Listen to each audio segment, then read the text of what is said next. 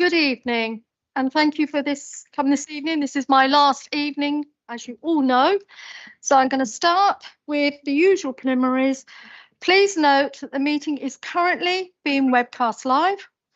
Please switch to silent all phones and devices. A reminder that members do need to stand when speaking in the chamber. And may I remind everyone that I intend to adhere, or my next mayor adhere strictly to the timing set out in the Constitution. Thank you. I'd like next to welcome the new members and returning members. The first one I'd like to welcome is Jane Annelise Scott from Westcott. Thank you. Please stand. Thank you.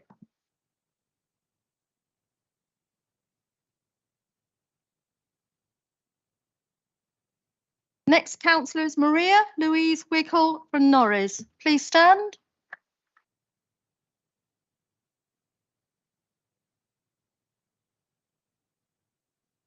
Next is Councillor Ian Pittock from Barkham.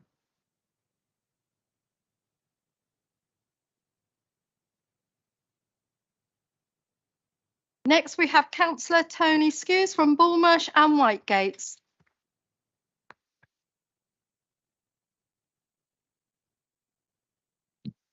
Next we have Councillor Jordan Montgomery from Wokingham Without.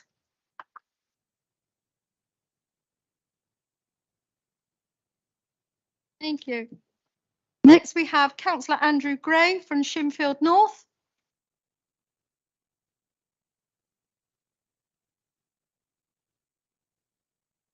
Next we have Councillor Catherine Glover, Shinfield North.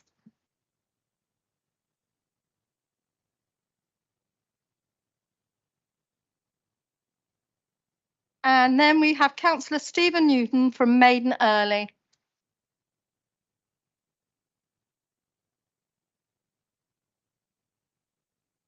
Thank you very much for that. I'm now going to lean on to my final speech before we go to the election. This is my chance to give you a quick, brief outline of what I've been done. I'm going to speak a little bit about my year as the Borough Mayor, but the full list would take up too much time, so I thought I would highlight a few things that I have done, starting with the Queen's Jubilee and going to many celebration garden parties to the lighting of the beacon at the Lexicon Concert Space in Bracknell. And of course, I cannot go any further without mentioning the great loss of our Queen and leading the mourning period for the residents of Wokingham. This began with the signing the Book of Condolences in Chute End on Friday the 9th of September, followed by the reading of the proclamation in Wokingham Marketplace on the Sunday in front of 3,000 residents. November is always a particularly sad time of year, not just the change of seasons, but remembering the many lost during the wars. But particularly poignant last year was the war in the Ukraine, which was mentioned at the several Remembrance Day events and services I attended. And of course, I then started the firework display at Cantley Park and later in spring, the starting the half marathon. I have been lucky to go to many events. This ranged from several hundred birth parties to the Ukraine-themed Eurovision Song Contest just last Saturday. And in between opening the new leisure complex and being part of the opening library, which both look stunning. I have been to AGMs of many volunteering organisations and also a Christmas lunch at Wade, all of which, as local charities, play a very important part in Wokingham life. One of my many duties is to take part in the citizenship ceremony once a month in Wokingham Town Hall. This is a very enjoyable event where I sit facing many new residents who are all smiling at the whole time at becoming part of our borough. This is a monthly occasion shared with the King's representative and the last just yesterday, my penultimate duty. Many people I've met at large number of charity events reassures me that our residents give much of their time as volunteers to help others. We now have a Mayor's Award given out to celebrate this. We held a volunteers evening in March when the awards went out to 8 worthy winners who do so much, and choosing the winners were very difficult.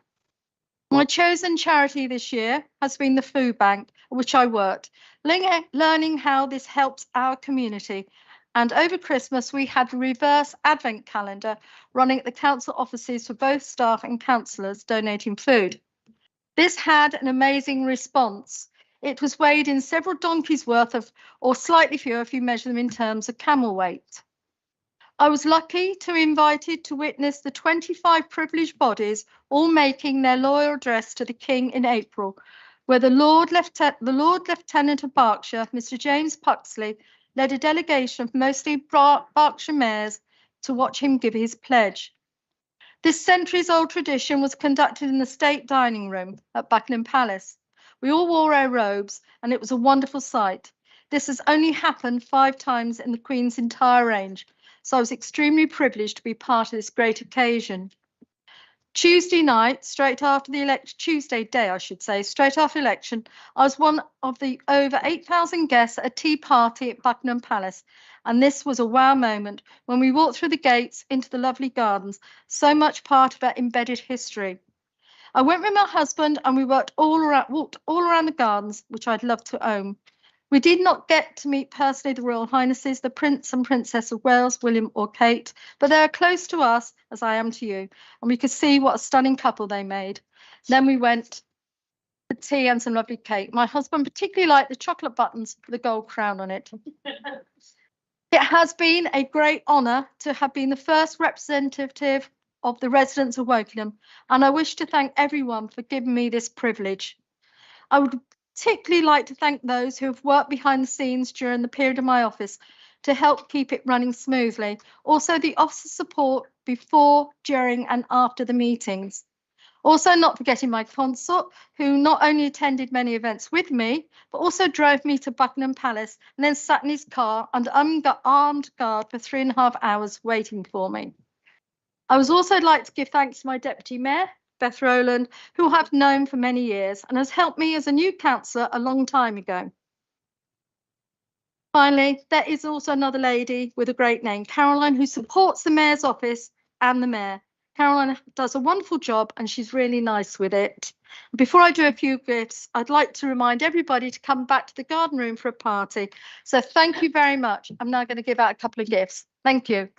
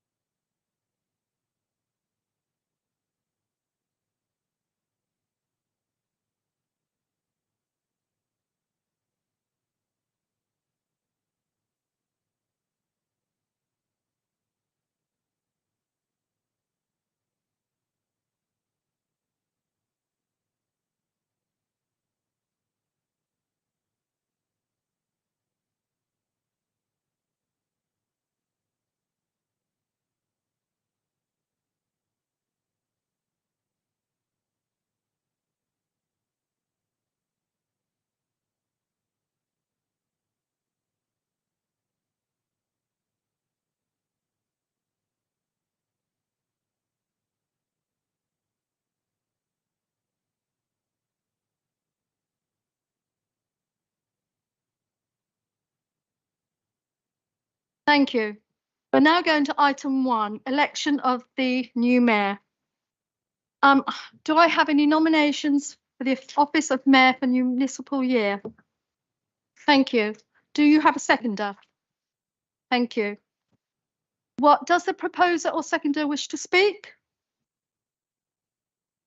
Yeah, okay. Thank you. And are there any further nominations?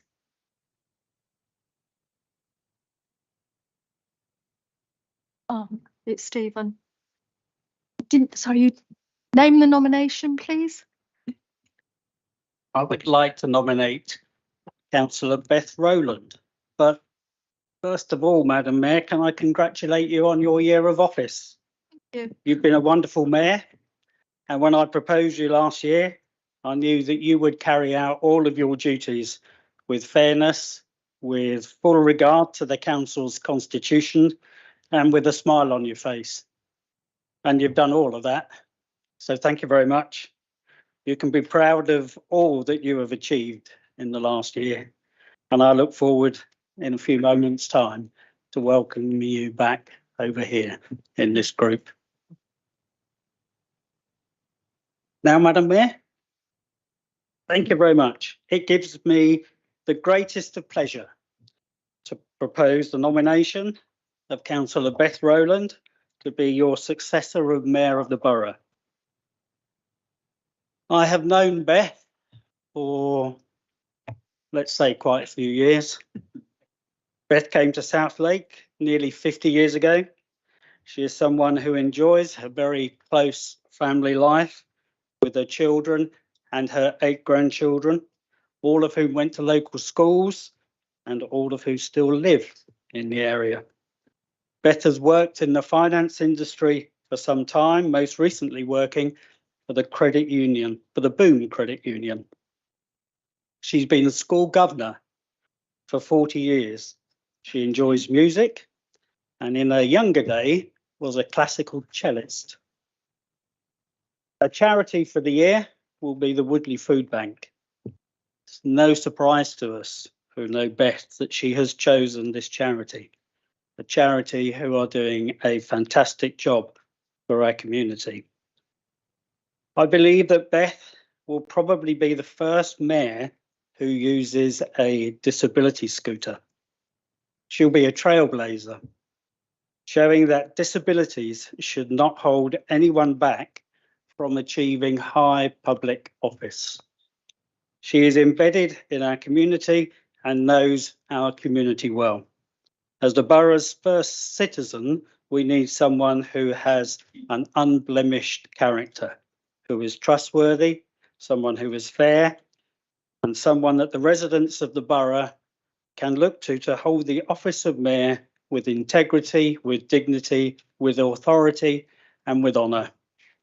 It requires someone who can remain calm when our meetings get a little fractious, and someone who can demonstrate fairness and an appreciation of the council's rules and customs, sticking to them and when necessary, enforcing them without fear or favour. I believe, Madam Mayor, that Beth has all these necessary qualities. She will be a fantastic mayor of our borough, and I'm very proud that I have been asked to propose her nomination. Thank you, Madam Mayor.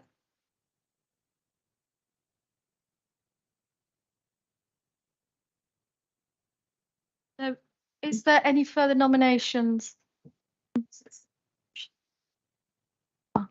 Second. Does the seconder wish to make a speech? I don't think, Madam Mayor, I could possibly follow that. Okay, thank you.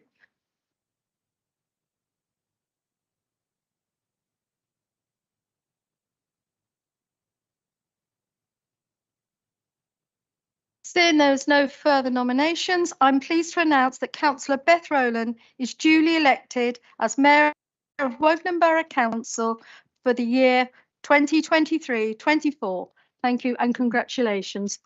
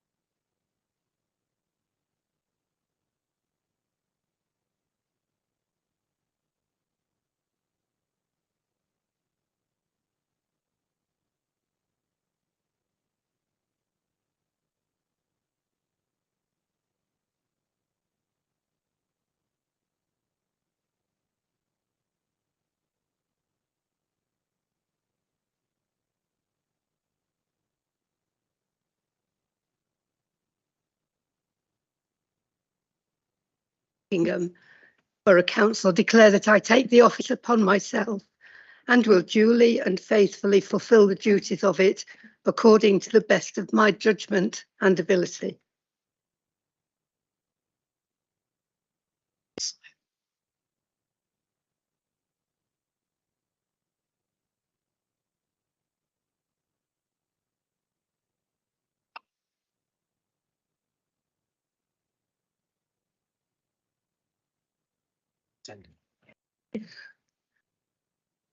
Sit down.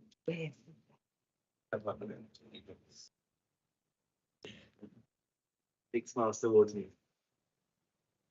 One more big smile.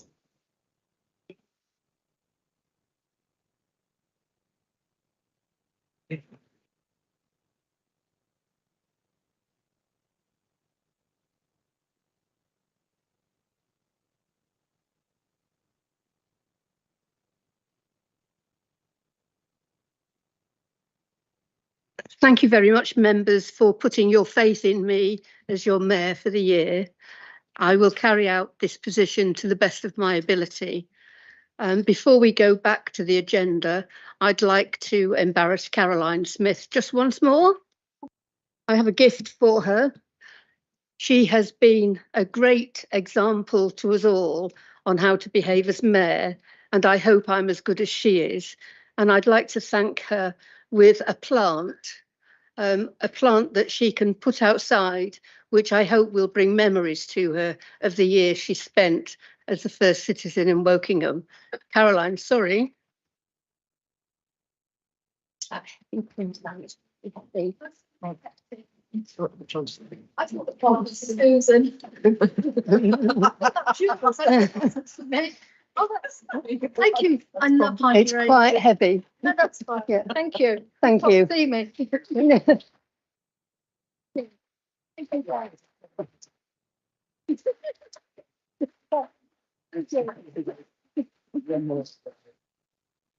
you.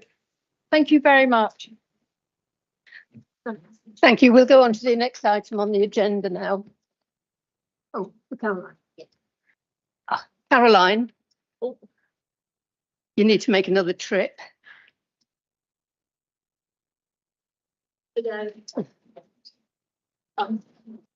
This is your yearbook with your Oh, thank memories in it and your past mayor's badge. Thank you very much. Thank you. Thanks.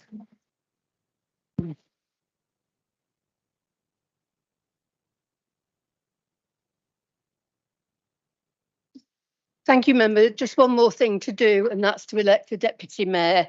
And I'd like to invite nominations for the office of deputy mayor for the municipal year of 23-24. Thank you, Clive. May I be the first to congratulate you on becoming mayor. I know you will be an excellent holder of this very important office. It gives me the greatest of pleasure, Madam Mayor, to propose a nomination of Councillor Adrian Mather to be the Deputy Mayor of the borough. I've known Adrian for quite a few years. He's lived in Wokingham for nearly 25 years, and he and his wife Debbie have brought up their 3 children here. All of them went to local schools, 2 are now at university, and the youngest will be following shortly, hopefully. He has worked in financial services and the computer software industry for many years and currently works for a very large German company working with blue chip clients. He is passionate about the health service and the need to protect and improve it. I know that for many reasons, health issues are very important to him and to his family. He's the governor of the Royal Berkshire Hospital and is the chair of our Health Overview and Scrutiny Committee. Adrian is embedded in our community. He knows our community well. I know he will serve the council and the residents really well. He will be a very able deputy to our new Mayor Beth. Adrian is someone who has an unblemished character. He is trustworthy, someone who is fair, and someone that the residents of our borough can look up to when he holds the office of Deputy Mayor with integrity, with dignity, with authority, and with honour. Madam Mayor, it gives me great pleasure to propose my friend and colleague, Adrian Mather, to be your Deputy Mayor. Thank you, Stephen. Did you want to say a few words? I don't think I need to add anything to what Clive has already said. Thank you. Thank you. Are there any further nominations? Thank you. There being no further nominations, I'm pleased to announce that Councillor Adrian Mather is duly elected as Deputy Mayor of Woking Borough Council for the 23-24 municipal year.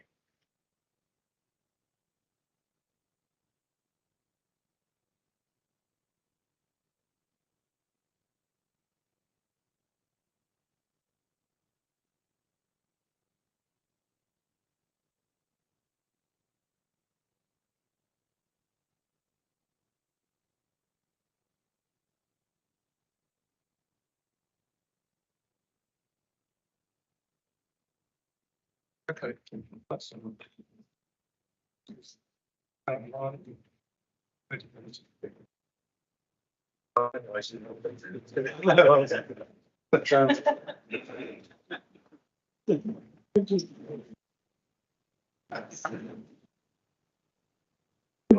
not big in here.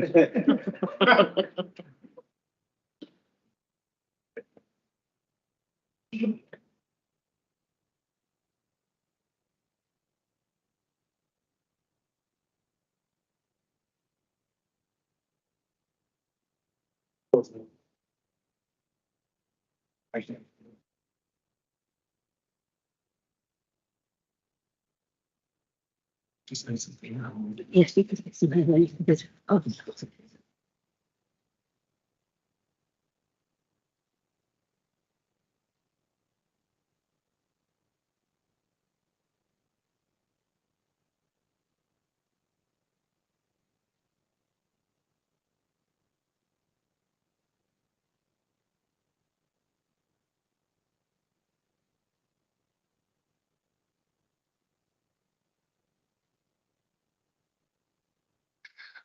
I, Adrian Mather, having been elected to the office of Deputy Mayor of Woking Borough Council, declare that I take the office upon myself and I will duly and faithfully fulfil of it according to the best of my judgment and ability. I'll sign it now. You sign it and then I'll take it. I'm just going to put photos. Just holding it there. That's it. Smiling as well, Beth. It's hard smiling. Andy. Thank you.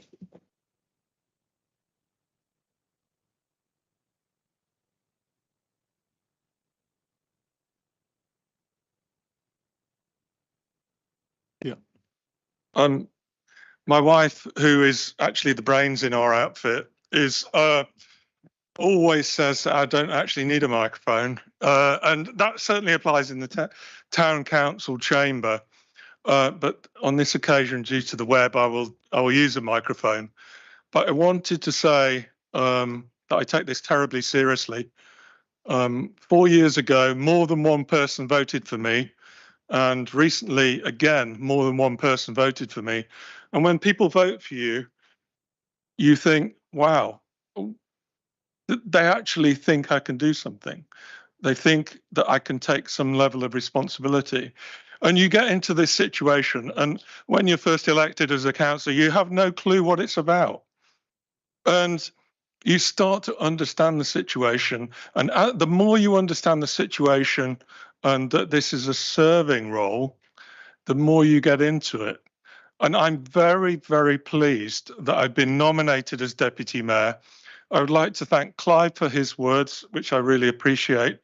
But I must thank Beth. I think we've collaborated really well already. But the whole team that was, some of the people are here, some of the people are not here, who've worked tirelessly during recent elections, and the fruits of that you can see here today has been astonishing. So I'm very, very grateful. And, you know, I absolutely intend to be utterly as fair as I possibly can. and also to represent the community in the best possible way I can. Thank you very much.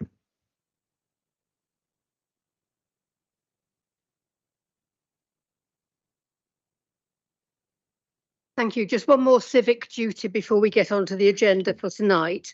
And I'd like to invite both my consort and the Deputy Mayor's consort up here to receive their badges of office. Councillor Carol Jewell and Mrs. Debbie Mather.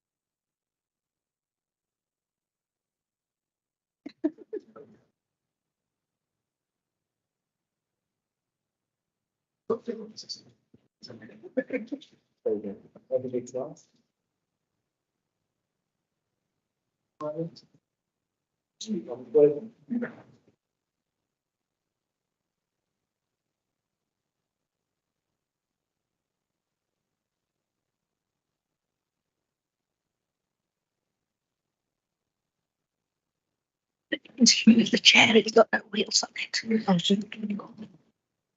This chair's really heavy. Almost on to the council meeting now. I'd like to invite the Reverend Jackie from my church in Woodley to say prayers. If anyone would like to leave the chamber at this stage, they're very welcome to do so.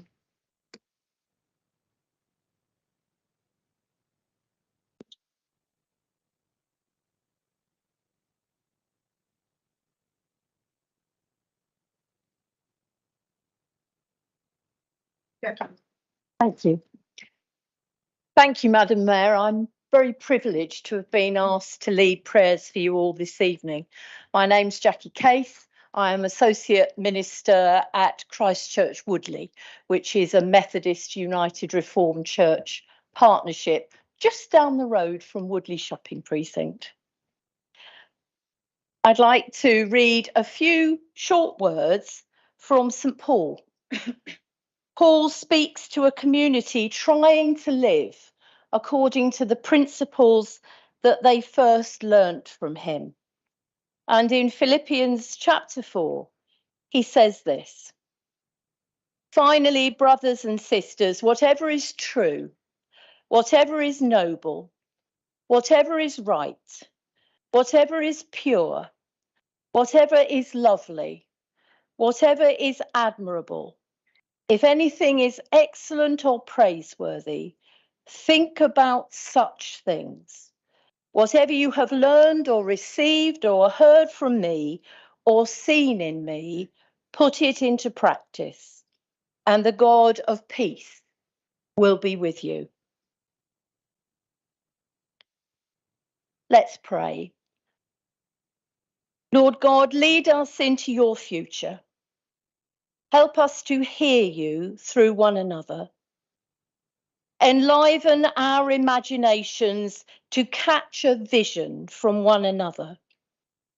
Give us love and respect in our relationships, so that our meeting together may help us to work together for the good of the people whom we serve in this borough.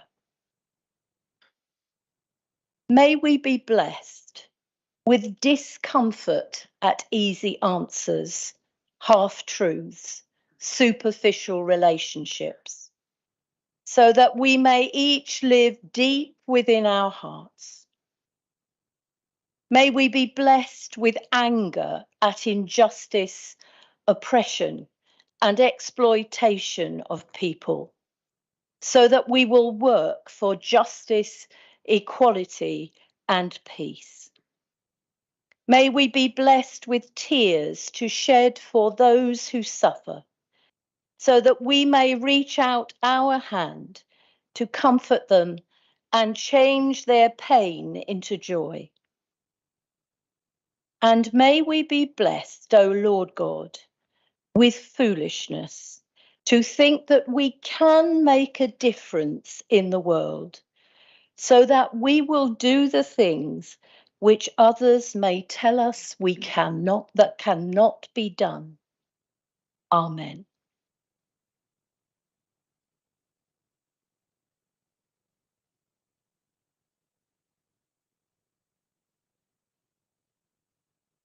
We're now going to get onto the agenda of the council meeting as normal. Are there any apologies, please? Yes, we have apologies from Councillor Peter Harper, from Councillor Alison Swaddle, and Councillor Sam Akhtar is online. Thank you. Sorry, Madam Mayor, we also have apologies from Bill Soane. Thank you, Councillor you. Bill Soane.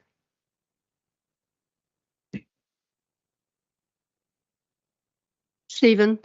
Thank you, Madam Mayor. We also have apologies from Councillor Chris Johnson, who is unfortunately unwell. Any others? Okay, we'll go on to item 4 on the agenda, the minutes. May I sign the minutes of the meeting held on the 23rd of March as a correct record? Please, may I have a show of hands?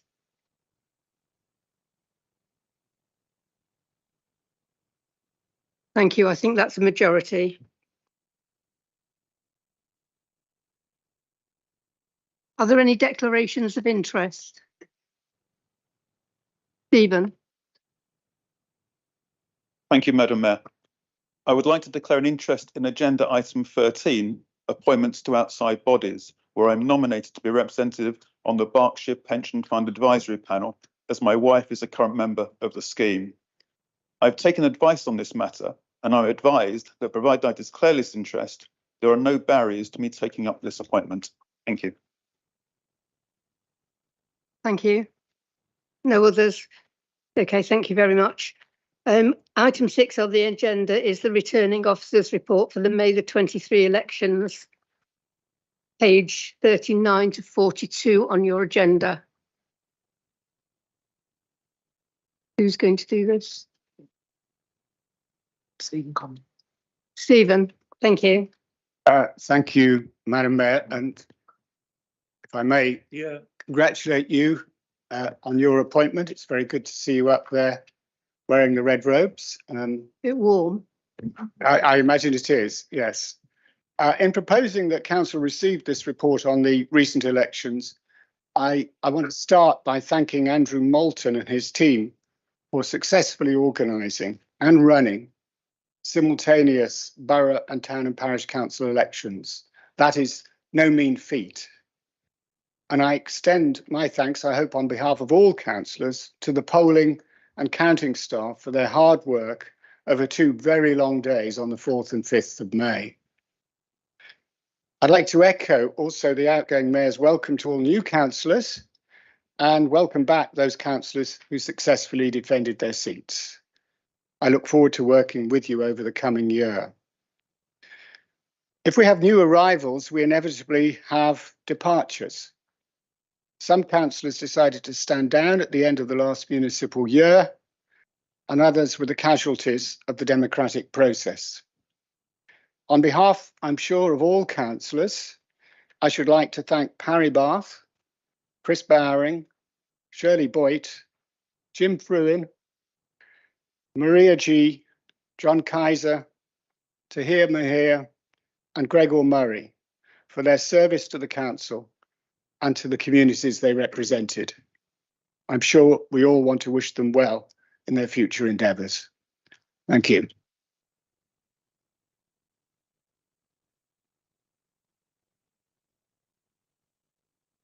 Do you have a seconder for the report? Thank you, Imogen. Thank you for speaking, Stephen. Is there any members who wants to speak against the report? We now move to a vote on this item. All those in favour of the recommendations set out in the report on page 39, please raise your hands. Oh gosh, you're good. Thank you. Anyone against? Thank you. Any abstentions? Thank you. The report is carried.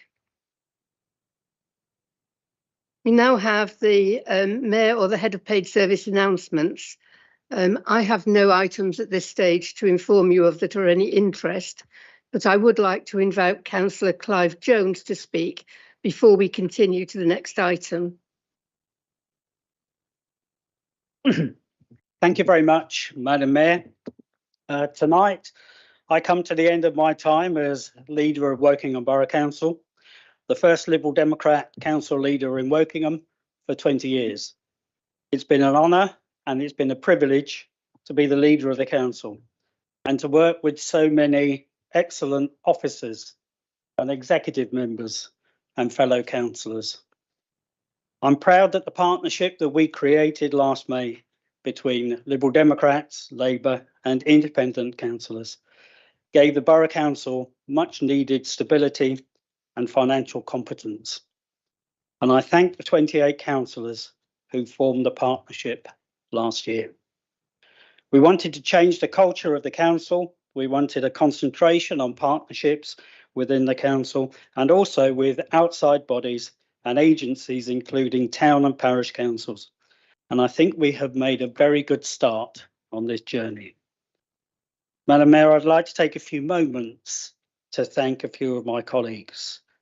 I'm delighted to welcome 4 new Liberal Democrat councillors, Stephen Newton, Jordan Montgomery, Jane Ainsley and Catherine Glover. Well done, all of you.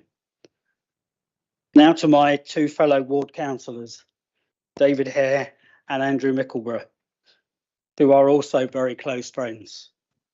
David has worked really well as our adult social care lead, and Andrew has been a really good chair of Children's Overview and Scrutiny Committee.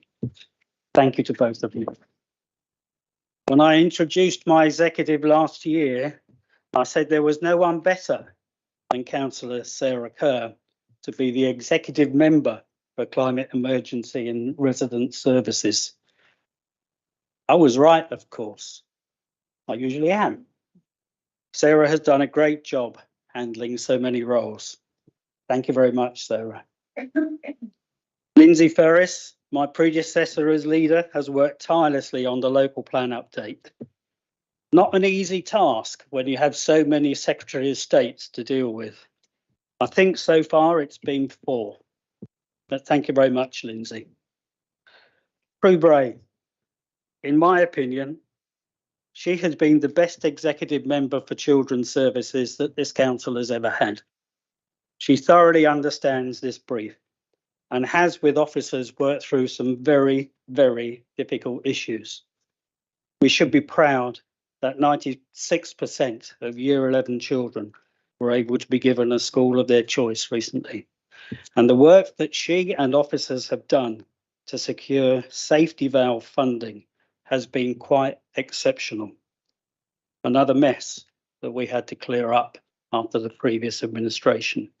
So thanks, Prue. A job really well done. Paul Fishwick.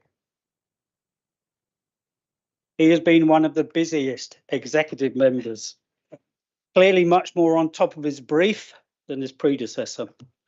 Including active travel in his job title shows that the Lib Dems are committed to encouraging residents to walk and cycle more, which is good for their health and good for the environment.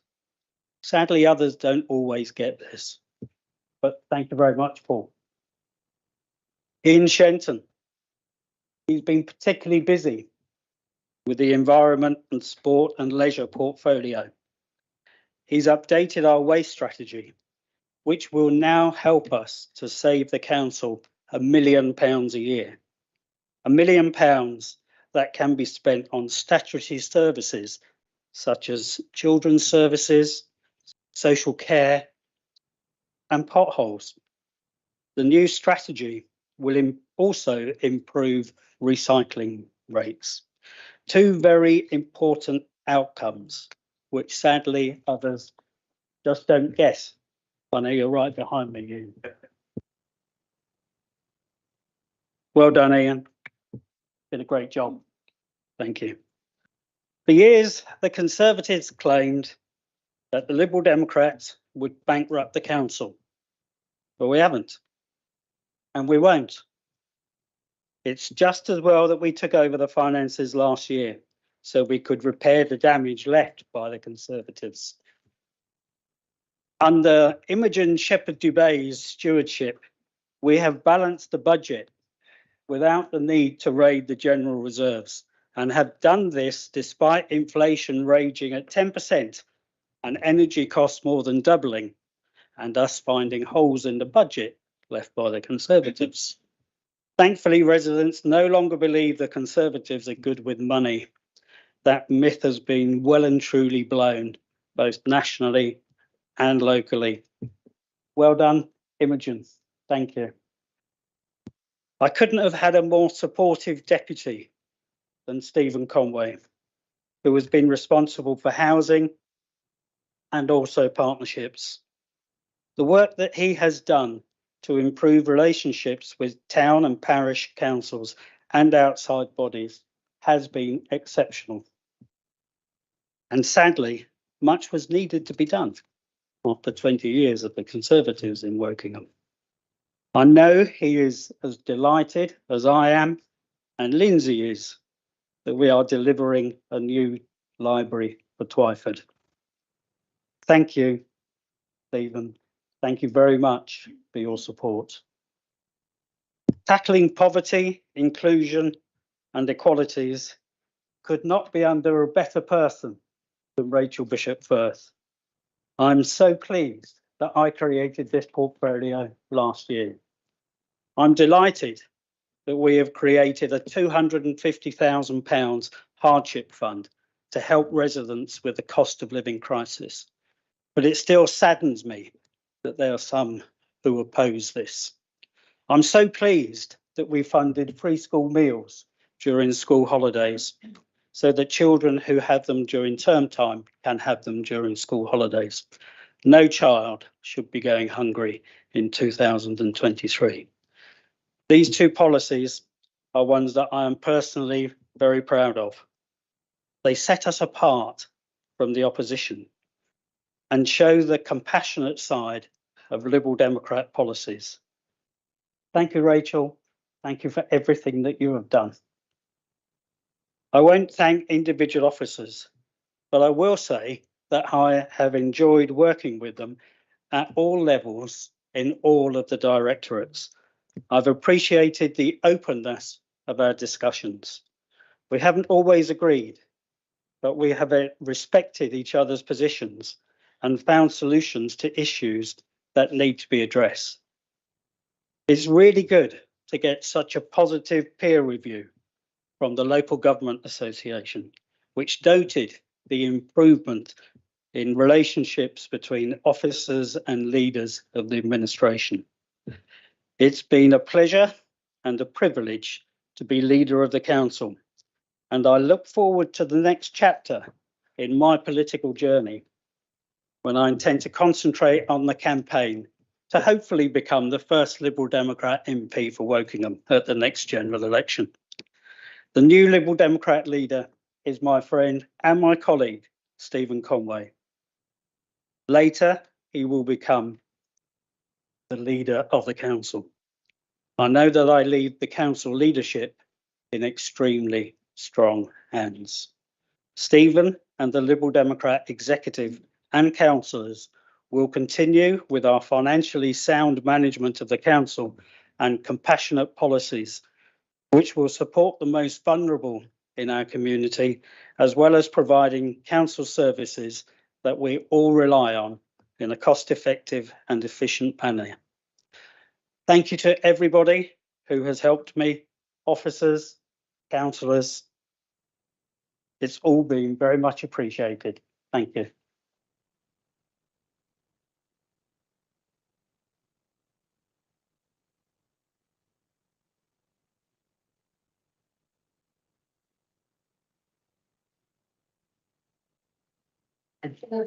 Microphone.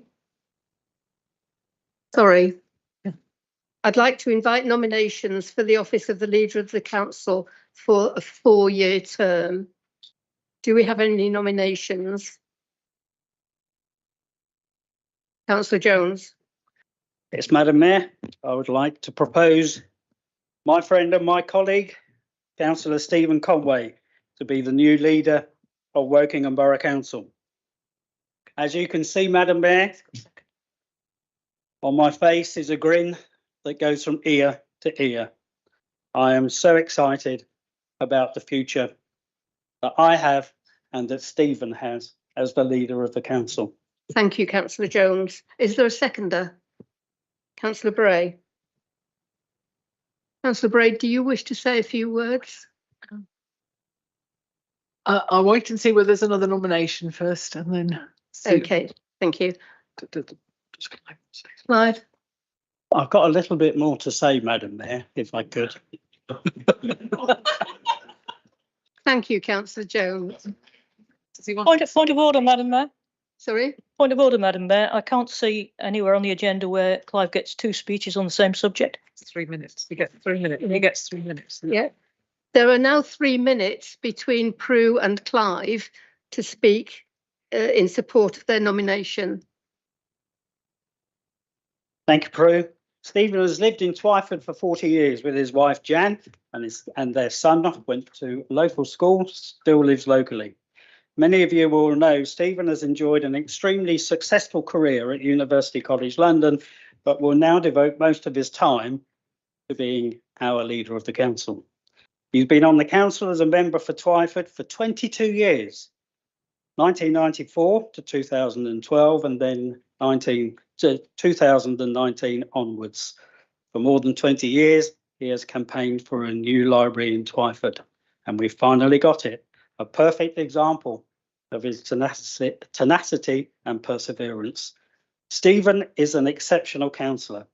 He has all the talents necessary to be a good leader. He's very experienced. He's served on many committees. He spent quite some time on the planning committee, where his comprehensive knowledge of planning law has been very helpful to fellow members and, dare I say, sometimes to officers as well. Stephen has a brilliant team around him, a team of executive members that I've said earlier have worked extremely hard this last year in very challenging times. He will continue to work closely with senior officers and with people from outside bodies, working to improve partnerships and continuing to help make Wokingham a great place to live, great place to work in, and a great place to do business in. Madam Mayor, it gives me the greatest of pleasure to propose Councillor Stephen Conway as the leader of Wokingham Borough Council. Councillor Jones. Are there any further nominations? With no further nominations, I'm pleased to announce that Councillor Stephen Conway is duly elected as the leader of the Borough Council for a 4-year term.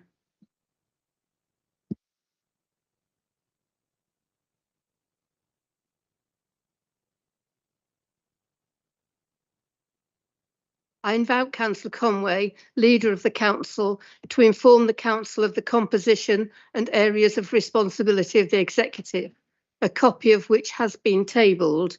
You and any other executive members who wish to speak have 10 minutes between you.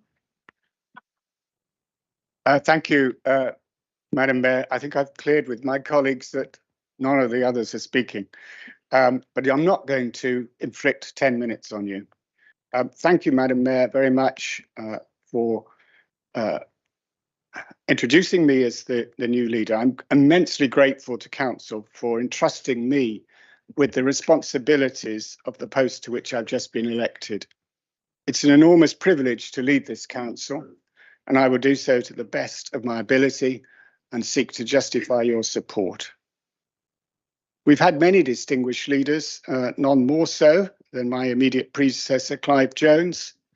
I had the pleasure of serving as Clive's deputy last year, and I know better than anyone that he's going to be a hard act to follow. Thank you, Clive, for your clear-sighted, calm and courageous leadership over the last 12 months. I will strive to build on your many successes. Clive led an impressive and effective executive, and I'm not proposing to make any changes to its composition. Clive will remain on the executive as our lead member on business and economic development. I'm delighted to say that my colleague Prue Bray has consented to be my deputy. Her experience and good judgment, respected across the council, will be invaluable. The list of executive members and their areas of responsibility has been tabled in a paper before you. I'm not going to read out names that you can read yourself. This year will no doubt be challenging for the council, as was the last. Inflation has not gone away. Demand for our services grows. Interest rates remain high. And the government has given us a totally inadequate core funding. But we have at least 3 significant advantages to help us to rise to the challenges ahead. The first of those advantages is our external partnerships. Over the past year, as Clive has said, the administration's devoted time and effort to improving the council's relationships with its community partners, especially the voluntary and charitable sector, town and parish councils, business, the university, schools, and health providers. We are forging much more effective relationships with these bodies than in the past, and that will help our community to weather whatever storms may hit us. This administration will continue to work to nurture and deepen these relationships in the firm belief that we can achieve more together than we can on our own. A second big advantage we possess is that this council has impressive and dedicated officers who want to make a difference and are committed to the public service. I hope all councillors will appreciate the enormous contribution our officers make. Without them, we could do literally nothing. Our third advantage is that there's a great range of experience and talent in this council chamber. Amongst elected councillors of all parties and of none. I would like, this is my personal ambition, I would like to call on the expertise of all councillors to help us tackle the challenges that lie ahead. I want all councillors to be able to make a meaningful contribution through active participation in council committees or working parties. I also want to facilitate the work of all councillors as ward representatives. You've all been elected as representatives of your wards. I want to help you in that role. If you have a particular ward matter on which you'd like assistance, I will always listen and always try to find a way forward when that's possible. This administration's priorities will be financial stability, targeting what resources we can at helping those most in need, securing school places for the borough's young people, providing support for local businesses, and playing our part in addressing the climate emergency. I hope that these priorities are shared across the chamber. On many matters that we seek to address, there is more consensus than electioneering rhetoric and party political point scoring in council meetings might suggest. There will, of course, be areas of disagreement, but let's not manufacture contention where none exists. Let's work together whenever possible. That's what our residents expect of their councillors. There is a yearning amongst the public for a more adult form of politics. Let's show that we can provide it. In the spirit of working with others beyond the Lib Dem group, I have offered the chairs of the Audit Committee and the Climate Emergency Overview and Scrutiny Committee to the Labour group. I have offered the Conservative group the vice chairs of the Health Overview and Scrutiny Committee the Licensing and Appeals Committee, and the Standards Committee. The leader of the Labour group has agreed. Thank you, Rachel. Indeed, subject to the committee's voting on those people as chairs and vice chairs. The leader of the Conservative group has accepted the vice chair of Standards, which is encouraging, but has declined the offer of Conservative vice chairs for Health, Overview and Scrutiny and Licensing and Appeals, which strikes me as a missed opportunity. I hope Pauline will reconsider. There is still time before the first meetings of the committees. I appreciate that adjusting to opposition is never easy after a period in power. And I can imagine that it must be more difficult after 20 years of being in charge. But believe me, constructive opposition can add value to what the council does. And ultimately,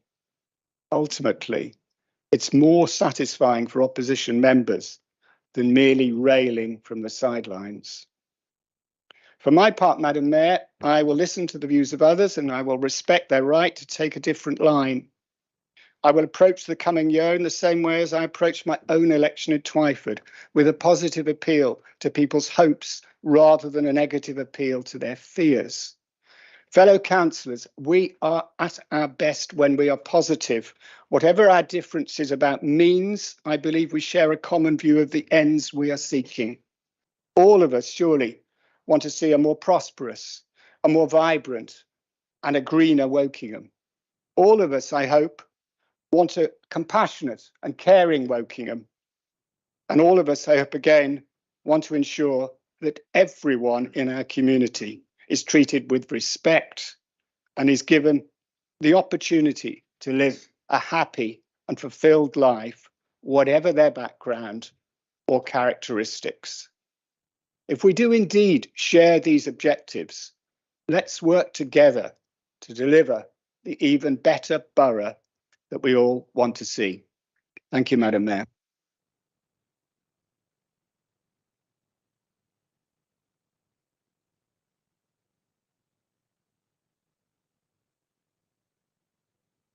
Thank you, members.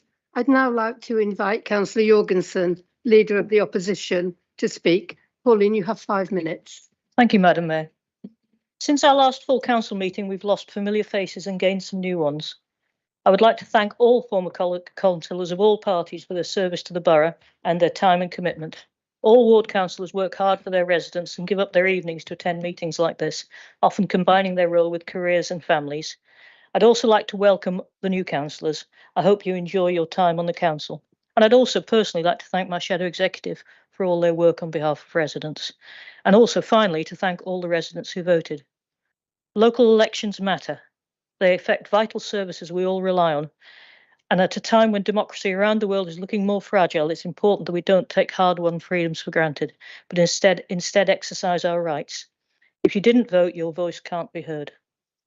I'd like to congratulate Adrian and Beth for becoming mayor and deputy, and also I'd like to congratulate Councillor Conway on becoming leader of the group and leader of the council. He is a dedicated local councillor who has served our borough for 22 years since 1994 with a short break. In my previous dealings with him, I've always found him to be fair, decent and honest. He has spoken of wanting a better future for our borough. I share that commitment. And where we agree, the Conservative group will support and work with colleagues from other parties, and I look forward to doing so. Woking borough voters have again delivered a council with no overall control. No one party has majority.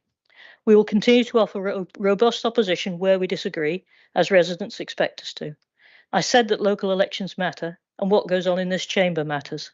Debate should be heard, and the voices of residents should be heard. Last year, too often, this was not the case. Twice the previous Lib Lab administration tried to introduce constitutional change, which if it had been passed would have meant councillors' questions would not have been heard. Petitions brought by thousands of residents have been ridiculed, consultations and even a resolution of council were ignored and debates quashed. At the same time, last year has shown a worrying lack of transparency and a growing trend to being selective with the facts. Despite repeatedly being asked since last summer, the administration has yet to publish the business case for the parking charges. Councillor Jones went to great pains to tell residents that bins would be collected weekly under their new policy, even though he knows full well that household waste and non-food recycling, which is what most people class as bins, will not be taken away every week. And at the election, despite asking for residents' votes, the Liberal Democrats didn't produce a manifesto or leaflets with any indication of what they're going to do over the next year. Asking for a blank cheque? Possibly.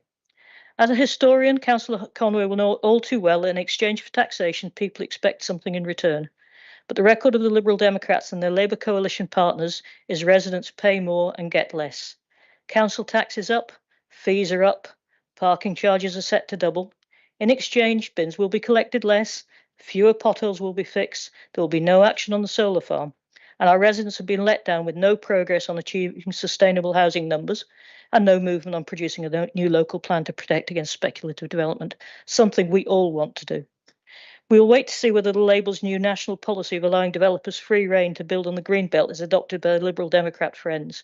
But at least our residents can take comfort that more money has been found for the council to promote all the wonderful things it's doing for them, as spending on the council's PR is up.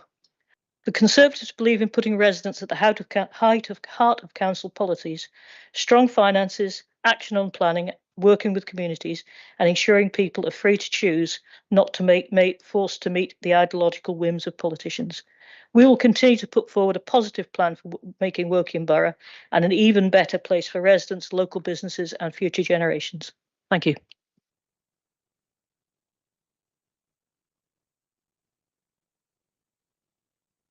Thank you, Pauline. We now on item 9, public question time, and we have 30 minutes for public questions. I'd like to remind executive members that responses to questions must be no longer than 2 minutes, and we do have the clock running. The first question is from Heather Howarth. She's going to ask a question of the executive member for active transport and highways. Heather, over to you. Good evening, Madam Mayor and councillors. Thank you for allowing me to speak about the Winnersh Park and Ride. My name is Heather Howarth. I live at Hurst and I'm retired.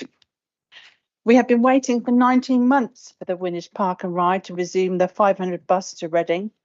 A lot of money has been spent, and what for, may I ask? I travel on this bus service regularly to Reading, and the bus was very popular. It was the most convenient way to Reading without taking my car. In Hurst, there is a bus service which travels to Reading. However, this is an hourly service in the week, and Saturday it's 2 hourly, not a direct route. The Mere Oak Park and Ride is too far away from Hurst to make it viable to use. While the Winnersh Park and Ride was temporarily out of action, you provided a bus from the Thames Valley Business Park. Not ideal, but was temporary, so okay. That stopped, as you said, due to lack of demand. This service was never going to be popular from our area, as of Winnersh one was. What a white elephant and a waste of money. The car park is useless. The 500 Park and Ride bus continues to run. Unless the 500 Park and Ride bus continues to run. Please reinstate our number 500 Park and Ride bus. Thank you. Thank you for your question, Heather. Before starting the project to increase parking capacity at Winnersh Triangle, a business case was undertaken and independently assessed during 2017. External funding was awarded at that time on the basis that there was sufficient demand for the additional spaces, and therefore the investment in the car park would prove a greater benefit to the borough compared to the cost. Before the COVID pandemic, the 500 service was a commercial service run by Reading Buses. Post-pandemic, travel patterns have changed, and there has been a significant decline in park and ride usage nationally. And although there is a recovery, it has been slow. Therefore, it would be a commercial decision by Reading Buses if they wish to operate a commercial park and ride service. The Liberal Democrats inherited this project when we became the administration last May, and it was financially sensible to complete it. The ground floor of the park and ride is now open ahead of schedule, and this allows access for blue badge spaces and allowing rail users to park closer to the station. It can also be used for those wishing to travel into central Reading, who can use the train from Winners Triangle or the nearby frequent Lion 4 and X4 bus that operates along the A329 Reading Road.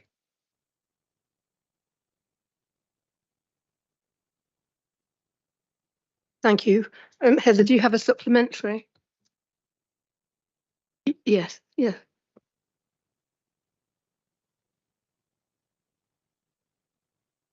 But the bus is a long way away from the car park, isn't it? And what is the top half of the car park going to be used for? It is a shortish walk from the car park to the A329 Reading Road. The top part of the car park is currently closed off until demand in the lower part increases, and then we'll open the top half. Can I ask one more thing? No. Question 2 is from Tony Johnson for the Executive Member for Environment, Sport and Leisure. Tony.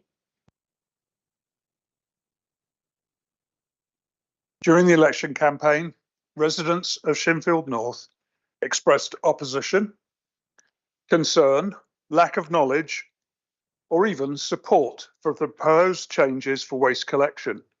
Opponents were scornful of the decision-making process, whether it would save money or not.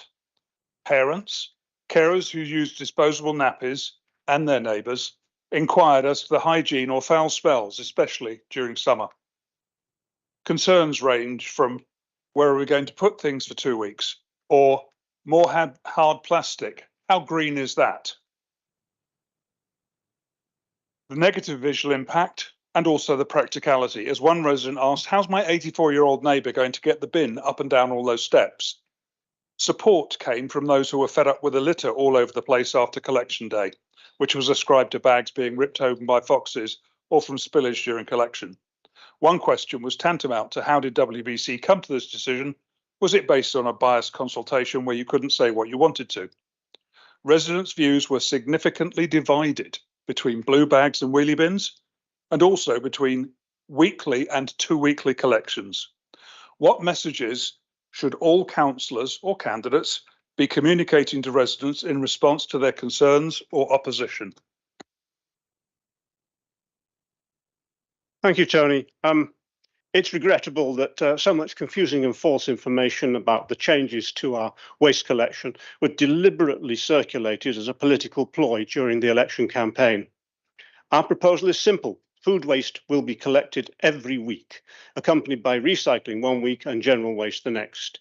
The report that lays out what is going to happen and why can be seen on the council website at item 100 on the agenda of the March executive meeting. The relevant URL for that will be provided in the published version of this answer. Our decision is robust, informed by public consultation, by the input of industry experts, and by the experience of the 85% of councils that already use the method that we are proposing.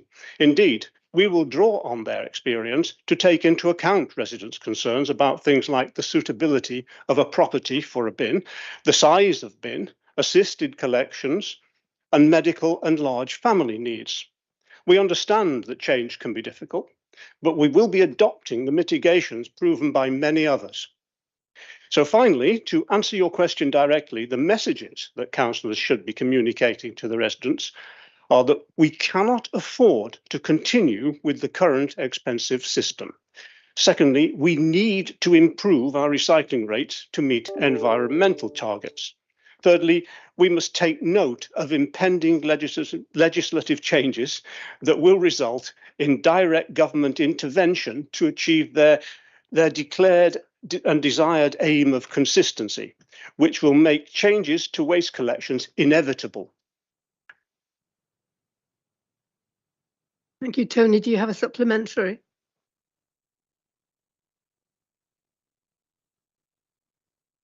Some of those opposed to the changes challenged where the money for the wheelie bins and another complete extra set of green bags for recycling was coming from.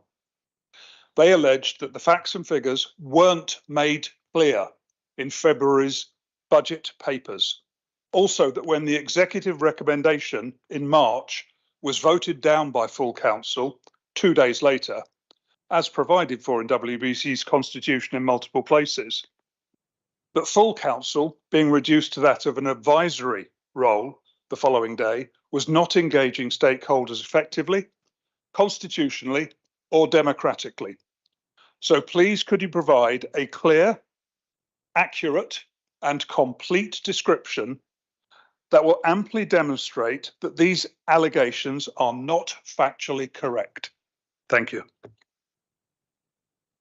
I believe we have provided that in the paper that I referred to in the March executive.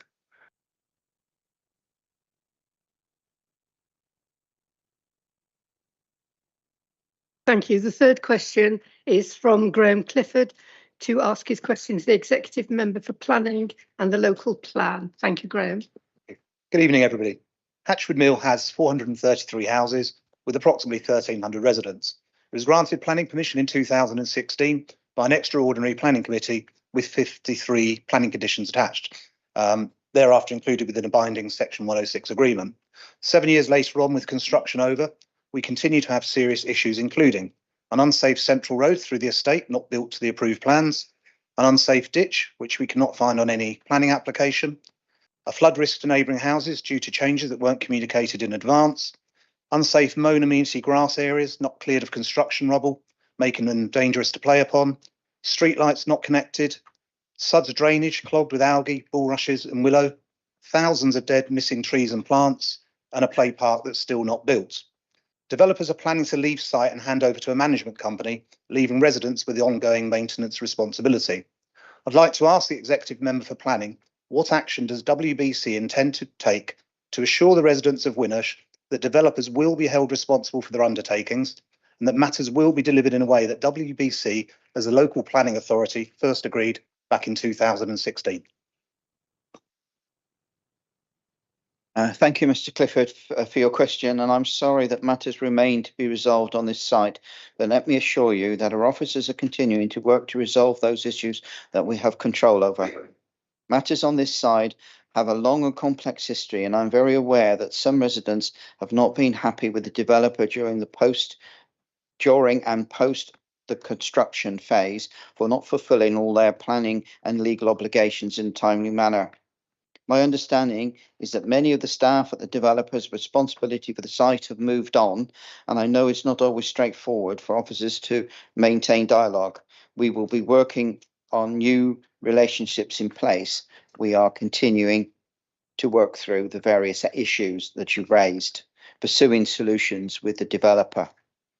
Various teams, including planning, highways, drainage, legal and green infrastructure services within the council have been involved in dealing with these matters. They are ongoing and will continue to be pursued until resolution.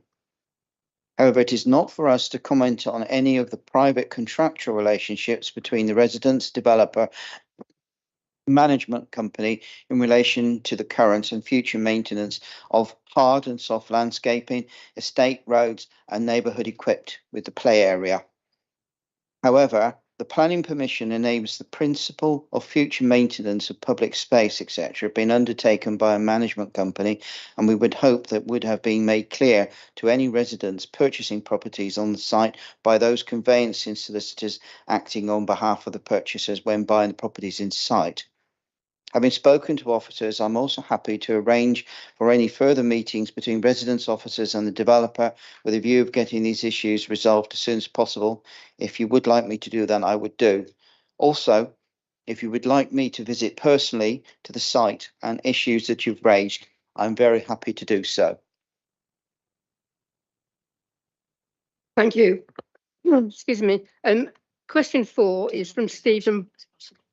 Oh, sorry, you've got a supplementary. Thank you for that. And you have answered a large part of what I was about to go on to say. But will you commit to bringing officers to site from planning enforcement, drainage, development management and highways as quickly as possible so that they can all see firsthand the state that the development is in currently and then work with us to get it sorted as quickly as possible?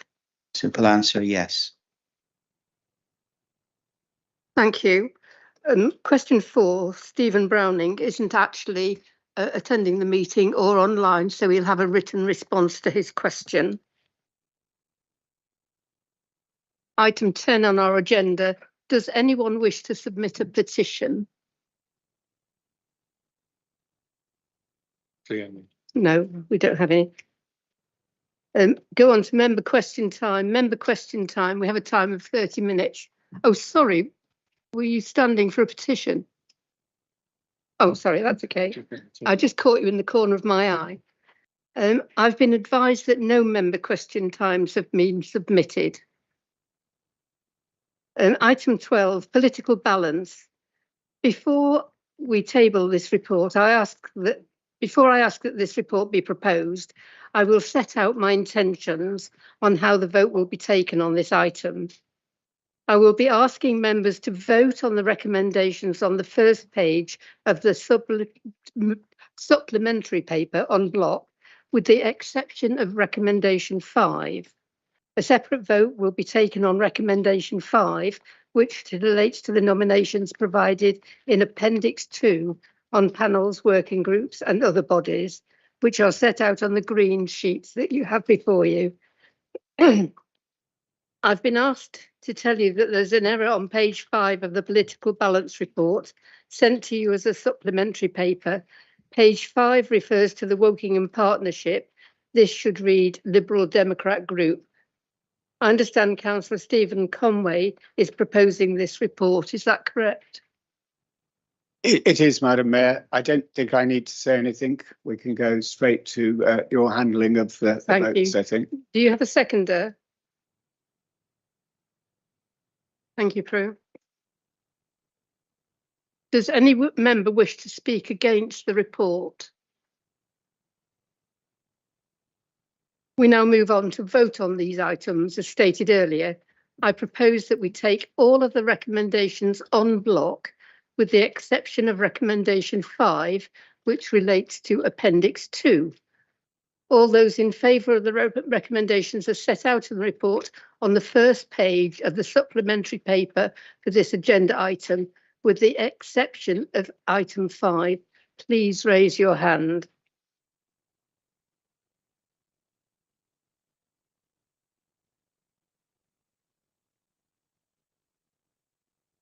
There's a majority. Are there any abstentions? Thank you. Any against? Thank you. We now move to the vote on recommendation 5. The nominations are set out in Appendix 2 on the green tabled sheets. My intention is to seek agreement for all of the appointments en bloc and only ask for a separate vote where there is more than one nomination, which is highlighted. I'll call on the Chief Executive to take the separate votes first, where we have more than one nomination.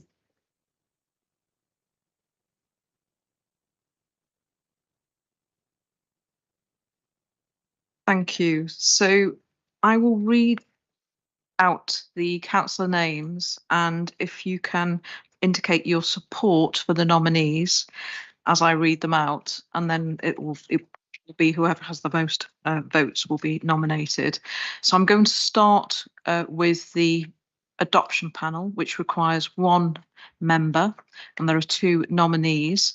So if I start with the name Councillor David Hare, and if you can say if you support David Hare, please.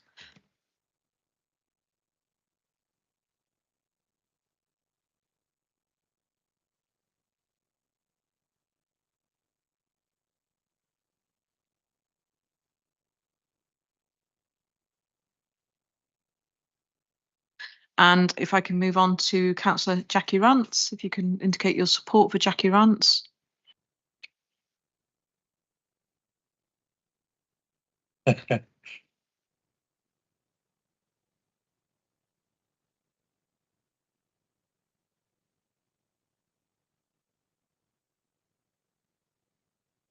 So David Hare is nominated. If I can move on to the next, which is the fostering panel. So we have 2 nominees for the fostering panel. And so David Hare, first, if you can raise your hand if you support David Hare.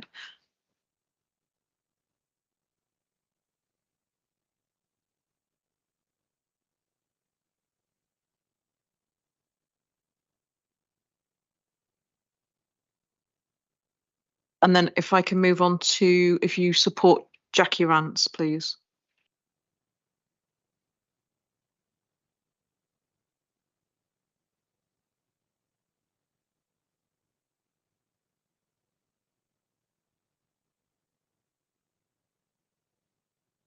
Thank you. And David Hare is nominated. Appointed, should I say. So if I now move on to the schools forum, and we have 2 nominations, and if I ask if you want to support Graham Howe, please, if you can put your hands up.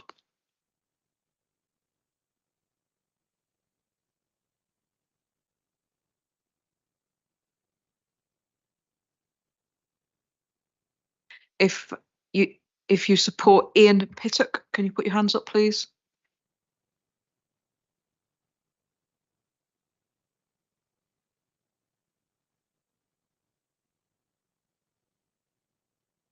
Ian Pittock is appointed.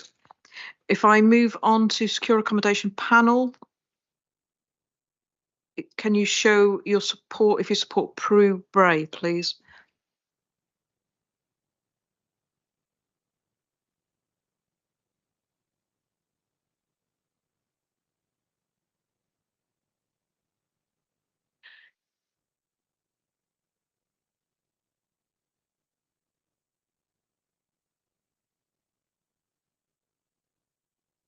If I can move on to Bill Soane, Councillor Bill Soane, if you support Councillor Bill Soane.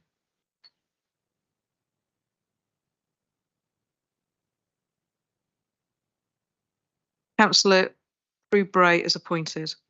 If I move on to the Thames Valley Police and Crime Panel, and there's 2 nominations. If I start with Councillor Abdul Loys, if you support Councillor Abdul Loys, please put your hands up.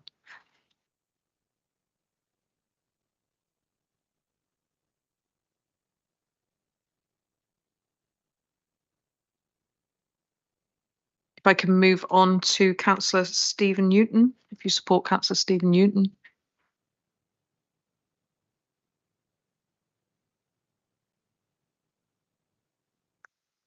Councillor Stephen Newton is appointed. I'll move on to the substitute now for the Thames Valley Police and Crime Panel. 2 nominations, and the first is Chris Johnson. If you support Chris Johnson, please can you put your hands up?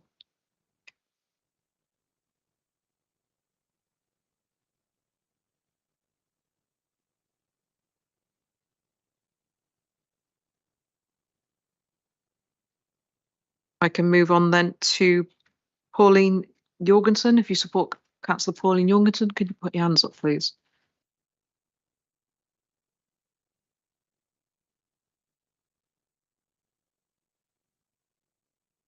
Councillor Chris Johnson is appointed as the substitute. And finally, on this paper, the Wokingham Learning Disability Partnership Board. The first nomination here is David Hare. So if you can put your hands up if you support Councillor David Hare, please.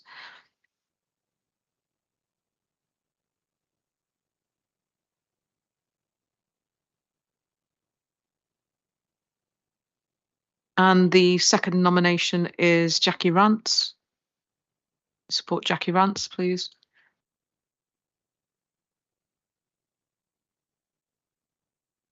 David Hare is appointed. Thank you.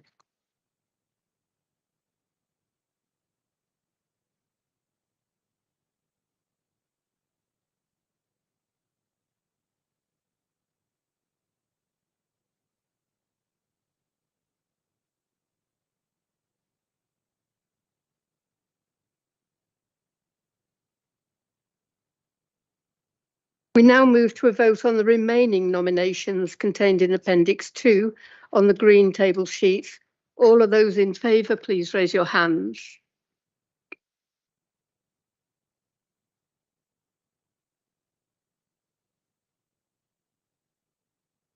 Any against? Any abstentions? Thank you. Recommendation 5 is carried. The next item on the agenda is item 13, appointments to outside bodies, and on the yellow sheets that you've been provided with. I intend to agree the nominations en bloc, moving to separate votes where there are more than one nomination, which are highlighted. Stephen's going to move the recommendations. Sorry. That's right. Okay. Stephen. I don't think there's any words necessary. I move that we adopt these recommendations and move to votes where there is a contest. Okay. Are there any speakers against? We now move to the vote for. Sorry, Lindsay. I wanted to point out an error, please. At the top of Appendix 1, it says outside bodies for 22-23. It should be 23-24. And can we correct it so that we get it correct for this meeting, please? Well done, Lindsay. You've spotted the deliberate mistake.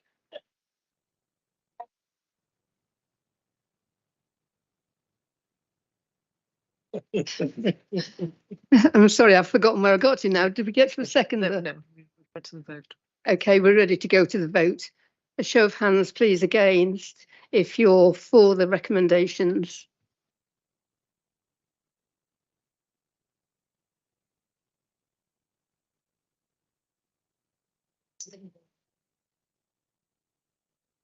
So where there's no. Yeah. This is the en bloc vote where there is no contention about seats, about places. Okay. Show of hands then, please, for.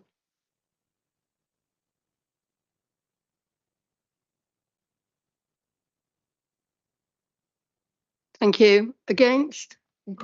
1 second, Madam Mayor, because one of them looks like it's uncontested, but it is in fact contested, which was the Woodley Town Centre Management Initiative, where at the moment there's only one name in the substitutes box, and your name should be in that box as well. So let's not inadvertently agree that one. Okay, thank you. Were there any abstentions in that vote, Mike? Sorry, Madam Mayor, there also appears to be an error over Berkshire Maestros where the name Sarah Kerr appears in both the Conservative and Liberal nomination. That's not an error, that's our intention. Cricket Trust is the same. Just a minute, please.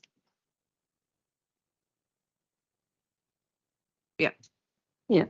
Keith, you wanted to say something? Thank you, Madam Mayor. It's in response to what Councillor Bray just said. What is the situation constitutionally if you get elected as item 1 of the Town Centre Management Partnership and get elected as the substitute for the Town Centre Management Partnership? Because if I understand correctly what Councillor Bray said, your name should be on the list potentially for substitute. Yes. So how can you have both roles? I just need clarification, Well, please. there's probably enough of me, Keith, but that's a bit facetious. Yeah, it was an error. Yes. I have the question. No, we had spotted it actually. So en bloc vote was carried.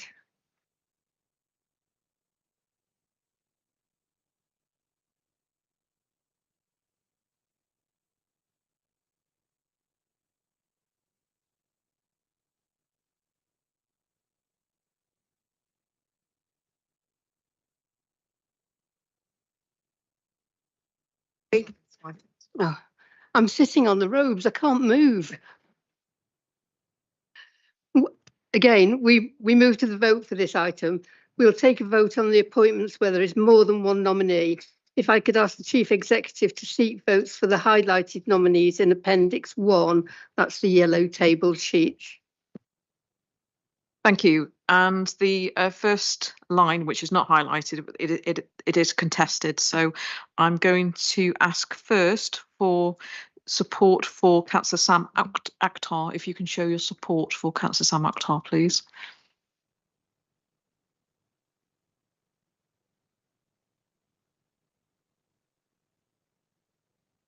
And if I move to Councillor Lindsay Ferris.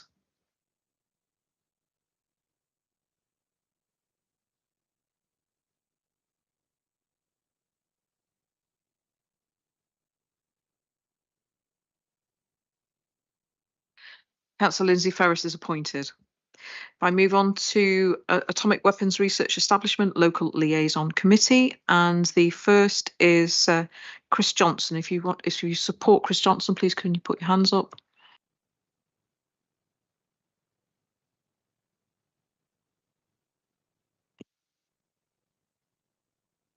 And if you support Councillor Wayne Smith.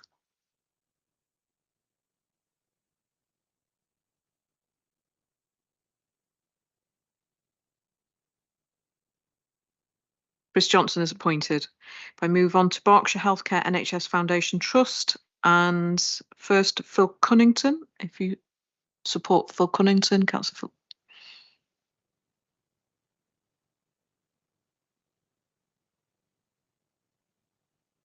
And if I move to Jordan Montgomery, if you support Jordan Montgomery.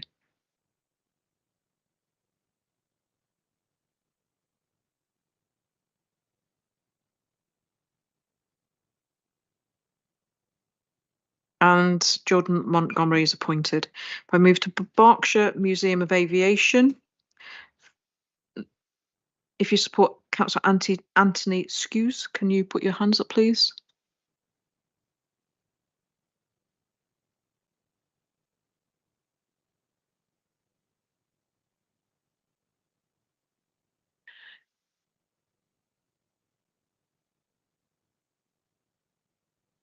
And Bill Soane, if you support Bill Soane, please, Councillor Bill Soane.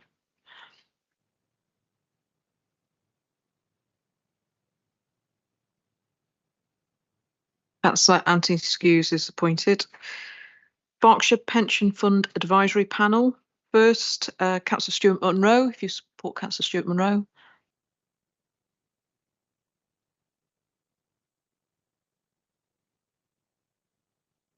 If I then move to Councillor Stephen Newton, if you support Councillor Stephen Newton.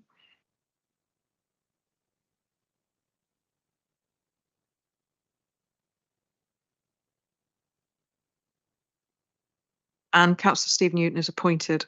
Citizens Advice Working Group. Can I ask who supports Rachel Bishop Firth?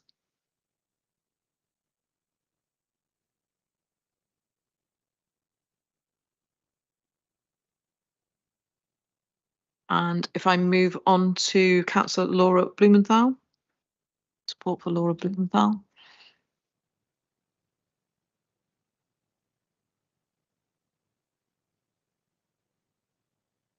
And if I move on to Councillor Marie-Louise Wayhill.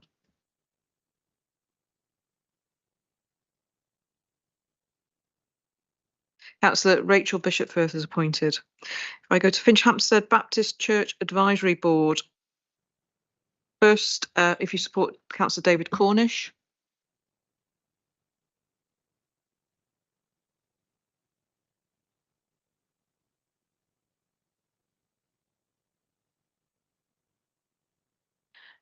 And secondly, if you support Councillor Rebecca Moggetts.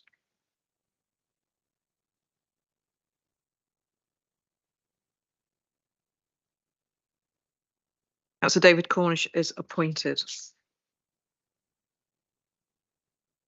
Move on to Redibus Management Committee.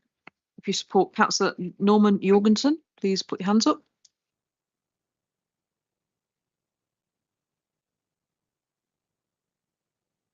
And if you support Councillor Mike Smith, please show your hand.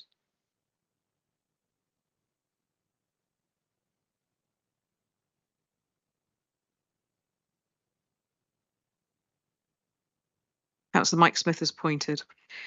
The Royal Berkshire Hospital Foundation Trust Board of Governors. If you support Councillor Phil Cunnington, please show your hand.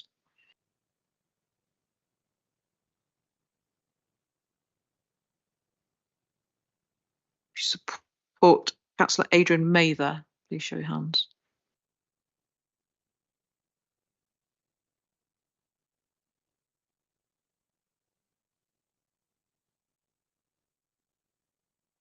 Councillor Adrian Mather is appointed. The next is South East Employers Full Committee, and we have 2 members and 2 substitutes for this. So if I start with, if you support Councillor Stephen Conway.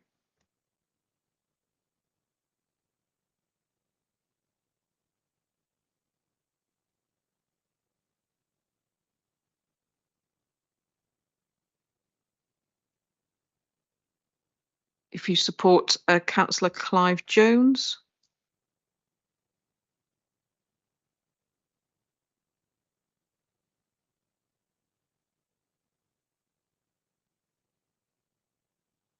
You support Councillor Pauline Jorgensen.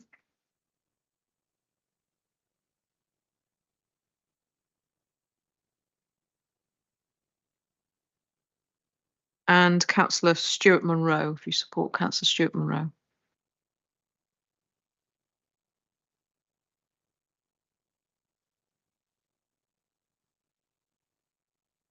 Councillor Stephen Conway and Councillor Clive Jones are appointed.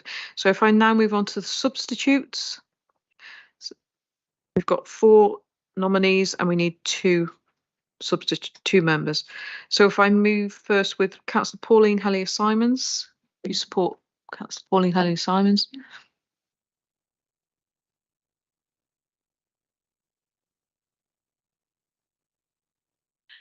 Councillor Ian Shenton, if you support Councillor Ian Shenton.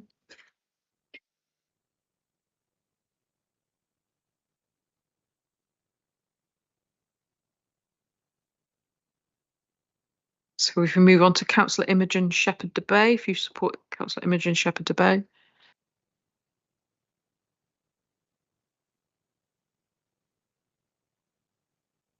And we move on to Councillor Alison Swaddle, if you support Councillor Alison Swaddle.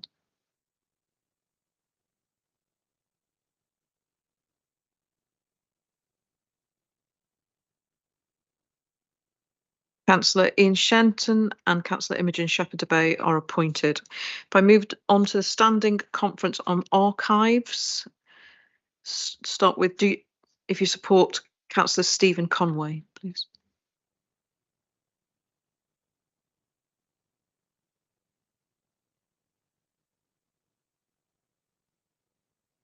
And if you support Councillor Pauline Jorgensen.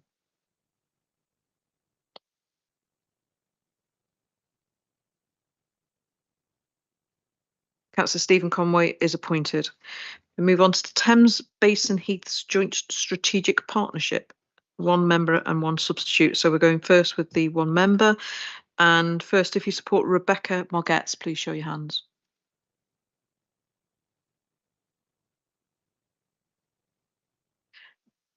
If you support Ian Pittock, please show your hands.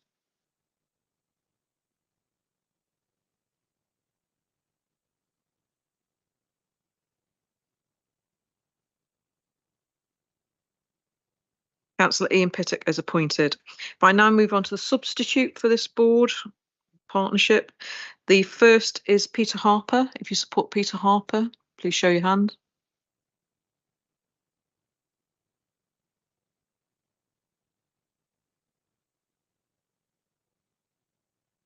If you support Al Neil, Councillor Al Neil, please show your hands.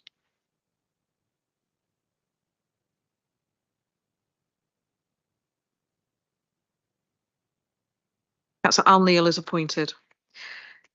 The next is the Polehampton Charity.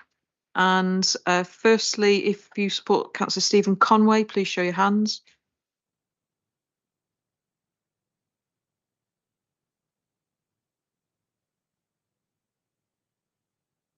if you support Councillor Wayne Smith, please show your hands.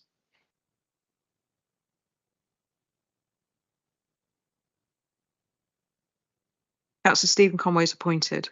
Next is the Pause Land Charity. First, Councillor Jane Ainsley. If you support, please show your hands.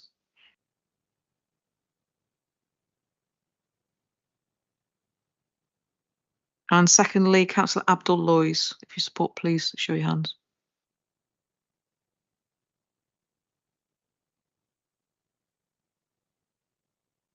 Councillor Jane Ainsley is appointed. Next is Woking Borough Sports Council. First, if you support Rebecca Margetts, please show your hands.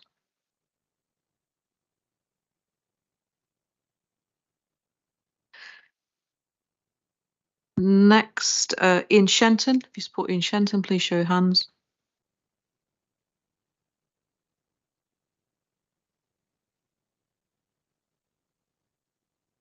Councillor Ian Shenton is appointed. Next is Wokingham Borough Sports Partnership Fund. First, if you support Councillor Michael Firminger, please show your hands.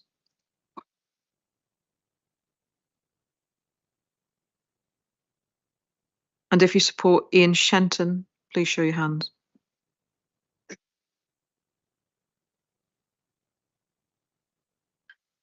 Councillor Ian Shenton is appointed. Next, Wokingham Job Support Centre Management Committee. First, if you support Andrew Gray, please show your hands.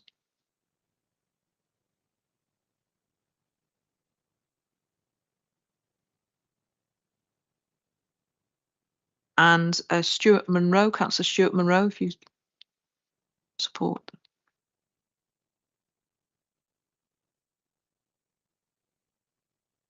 Councillor Andrew Gray is appointed. Wokingham Volunteer Centre. Councillor Rachel Burgess, please show your hands.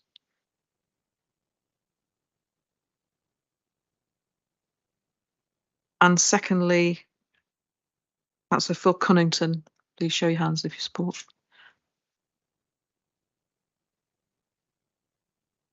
Councillor Rachel Burgess is appointed. Wokingham Waterside Centre. First, Councillor Andy Croy. If you support, please show your hands.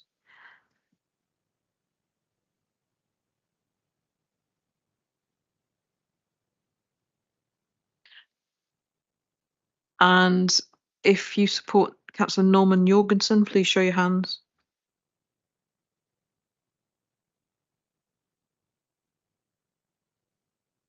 Councillor Andy Croy is appointed. Wokingham Youth Counselling and Information Service. We've got 3 nominees and 1 place. So first, if you support Phil Cunnington, please show your hands.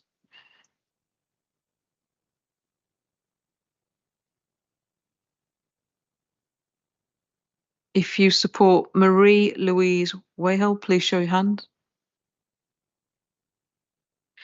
And if you support Rochelle Shepherd-Debay, please show your hands.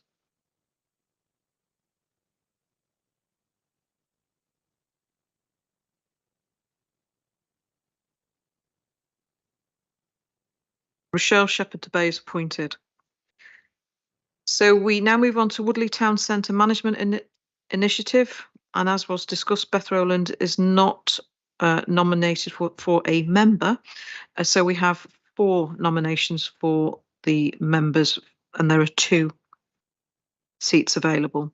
So if I start with Keith Baker, if you support Keith Baker, please, Councillor Keith Baker.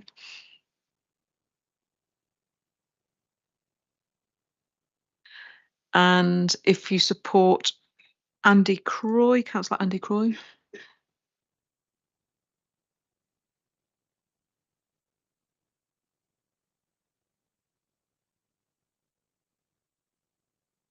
If you support Councillor Anthony Skews, please.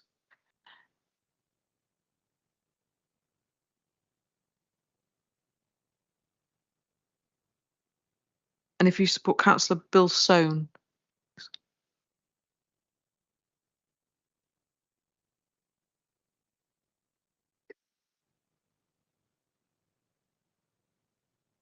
Councillor Andy Croy and Councillor Anthony Skews are appointed. If I move on to the substitute, got two nominees for this. So if we start with Councillor Beth Rowland, if you support Councillor Beth Rowland. And if you support Councillor Alison Swaddle.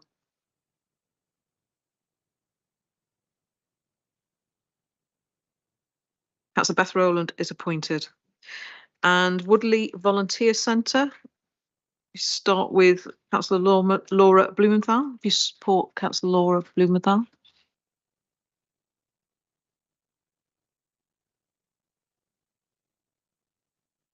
And if you support Councillor Beth Rowland, please show your hand.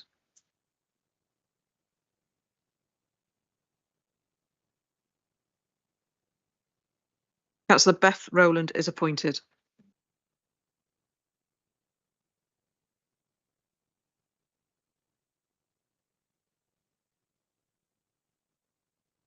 All those in favour of the nominees in Appendix 1, where only one nominee has been proposed, please raise your hand.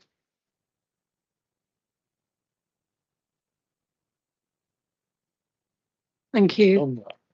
Yeah, sorry.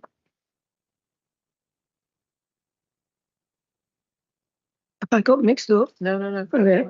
Are there any abstentions? Any against? Thank you. Thank you. The recommendations that we've gone through them are carried. Item 14 on the agenda, Berkshire Standards Committee Annual Report. I understand Councillor Morag Mulvin is proposing the report. Is that right, Morag? Thank you. Thank you. Is there a seconder? Thank you, Imogen. Morag, would you like to speak? You've got up to 3 minutes. Yes, please, but just briefly. Thank you, Madam Mayor. I would just like to thank everybody for their hard work, the officers, the members and the independent persons. It's been a very interesting year and I would like to thank you all very much. Thank you. Thank you. Does anyone want to speak against the report? Thank you. We now move to a vote on this item. All those in favour of the recommendations set out on the report on page 45, please raise your hands.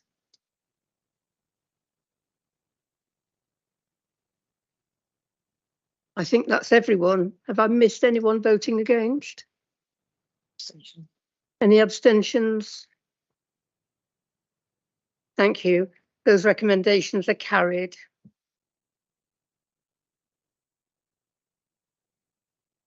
Well, guys, I think we're finished. Thank you all for behaving well tonight. I hope it's an example of how we're going to go on in future. I suspect not, but never mind. Has to be a bit of argy-bargy somewhere. Thank you for your support in this meeting, and I wish you a good journey home. Sorry, please remind members that a few drinks and nibbles in the garden room for everybody, please. Yes, party.